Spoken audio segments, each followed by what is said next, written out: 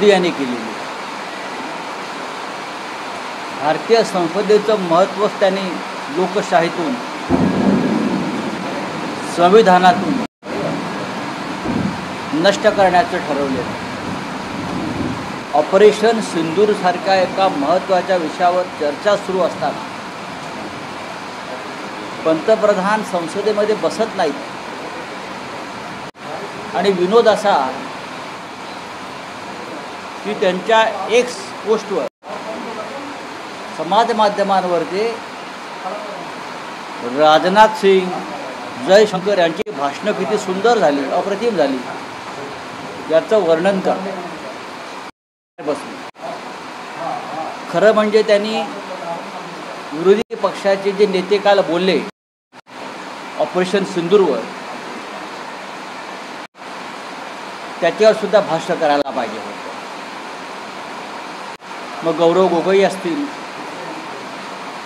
दीपेंद्र हुड्डा असतील, आमचे अरविंद सावंत असतील, प्रत्येकाने काल जे मुद्दे मांडले लोकसभेमध्ये त्याच्यावर सुद्धा प्रधानमंत्र्यांनी आपलं मत व्यक्त करायला हवं होतं. मला आश्चर्य वाटतं आहे की प्रधानमंत्र्यांचं मनातलं काल बाहेर पडलं.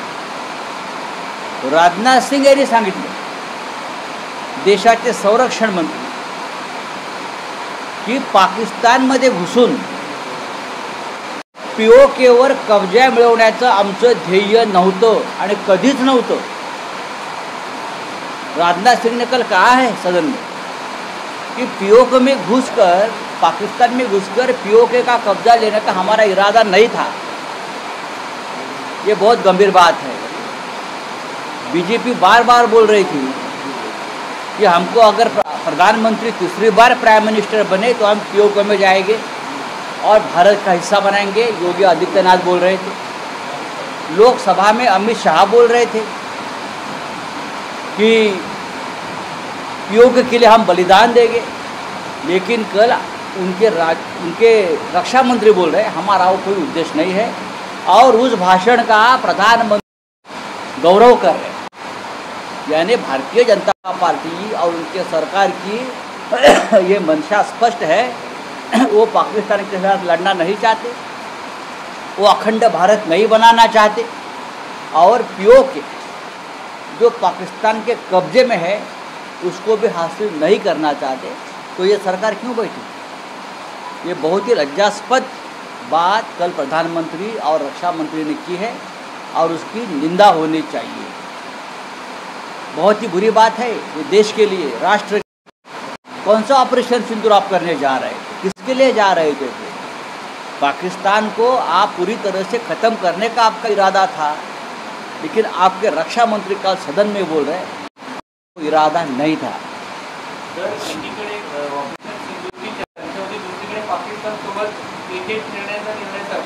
मैं असुद्दीन ओवैसी का अभिनंदन करता हूँ. एक बहुत ही महत्वपूर्ण मुद्दे को उसने कल सदन में ऑपरेशन सिंदूर के दरमियान उठाया. बहुत महत्वपूर्ण मुद्दा है. आप कहते हैं कि पानी और खून एक साथ नहीं बहेगा.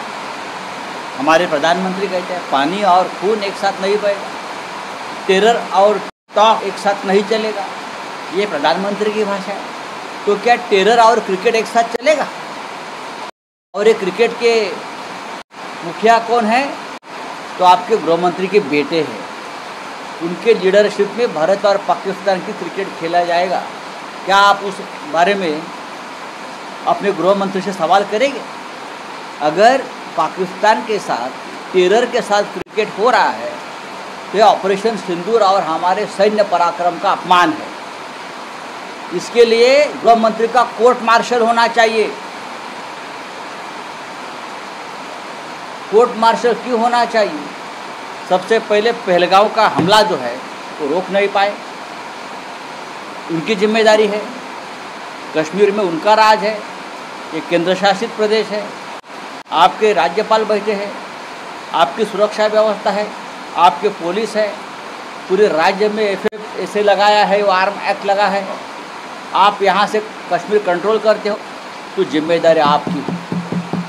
आपका इस्तीफा होना चाहिए था. लेकिन प्रधानमंत्री ने इस्तीफा नहीं लिया।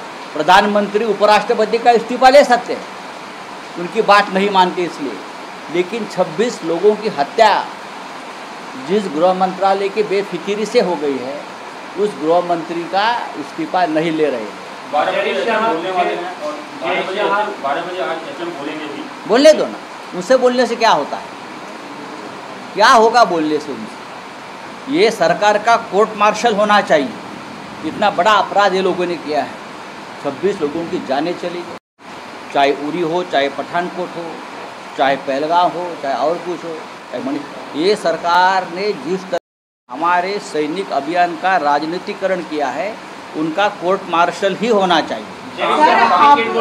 विरोधक जो है ये बताते जा रहे हैं कि पहलगाम के जो टेररिस्ट है वो किधर है। कल ही ऑपरेशन महादेव, देखिए ऑपरेशन सिंदूर, महादेव, ऑपरेशन गंगा, ऑपरेशन यमुना, यही करते रहेंगे। ऑपरेशन ब्लू स्टार, ऑपरेशन पोलो, ऑपरेशन पराक्रम, ऑपरेशन विजय, ये नाम भी सोच लीजिए। धर्म की बात नहीं की सैनिक अभियान में। ये लोग बार बार हिंदुत्व लाते हैं, धर्म लाते हैं। आपको मालूम है ऑपरेशन ब्लू स्टार नेहरू ने किया, तो ऑपरेशन पोलो, ऑपरेशन पराक्रम, ऑपरेशन विजय, हाँ, क्या ये नामों से आपको नफरत है? ये आप घटिया सोच के लोग हो। आप सैनिक अभियान में भी धर्म लाते हो, जात लाते हो, सब कुछ लाते हो। हाँ, ऑपरेशन सिंदूर वोट के लिए, ऑपरेशन महादेव वोट के लिए, फिर आप और कुछ करेंगे। सर, जयेश हा क्रिकेट बोर्डाचे अध्यक्ष असल्यामुळे खेळाचं मॅचेसचं आयोजन केलं जातं, बिझनेस पाहिला जातोय का? देखिए, आपने क्या कहा था, टेरर और ट्रेड एक साथ नहीं चलेगा। टेरर और टॉक एक साथ नहीं चलेगा। तो टेरर और क्रिकेट एक साथ कौन कर रहा है? बीजेपी कर रही है, अमित शाह के बेटे कर रहे हैं, समझा? ये चलेगा बीजेपी? बताइए, क्या योगी आदित्यनाथ को ये चलेगा? मोदी जी को चलेगा? देवेंद्र फडणवीस को चलेगा? टेरर एंड क्रिकेट एक साथ बड़े हिंदुत्ववाद का आप नारा लगाते हो।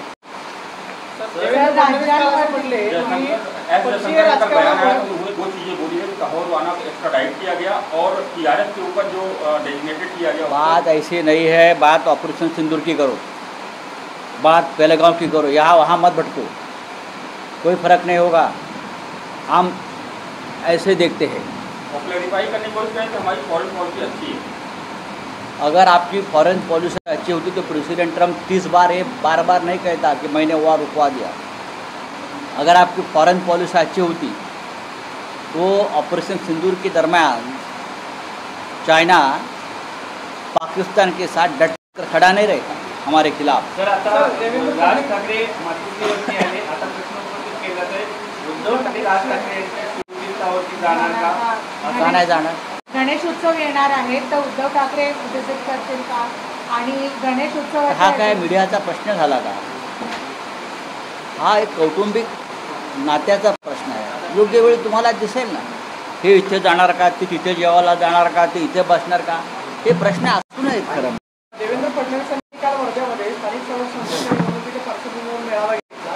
ते असं म्हटले की पक्षीय राजकारणामुळे अनेकांनी पक्षाला खड्ड्यात घातलेला आहे, जर तुम्ही पक्षाला खड्ड्यात घालण्याचं काम केलं तर आम्ही हा त्यांचा पक्षातला प्रश्न आहे। नाही, ते असं म्हटले की तुम्हाला उद्देशून म्हटले की आम्हाला उद्देशून तरी मी ऑपरेशन सिंदूरची तुलना ही महाराष्ट्रातल्या त्यांच्या विजयाशी करतो। ऑपरेशन सिंदूर विजय उत्सव तुम्ही पाहिलात का? देशाने विजय उत्सव साजरा केला। देशाला माहिती आहे कसं गंडवलं आहे। त्याच पद्धतीनं महाराष्ट्रात भाजपा जिंकली, त्याच्या कुठे विजय उत्सव पाहिलात का तुम्ही? नाही ना। हे दोन्ही ठिकाणी लफंगेगिरी झाली आहे। चला, माणिकराव कोकाटे यांचा राजीनामा कधी, हा प्रश्न अजित पवार यांनी पण संकेत दिलेले होणार आहे, हे पण सांगितलं जाते, सगळे नाराज आहेत, तरी माणिकराव कोकाटे त्याच चेअरवर आहेत। प्रत्येकाला योग्य वेळी जावंच लागतं, इतकंच मी सांगतो।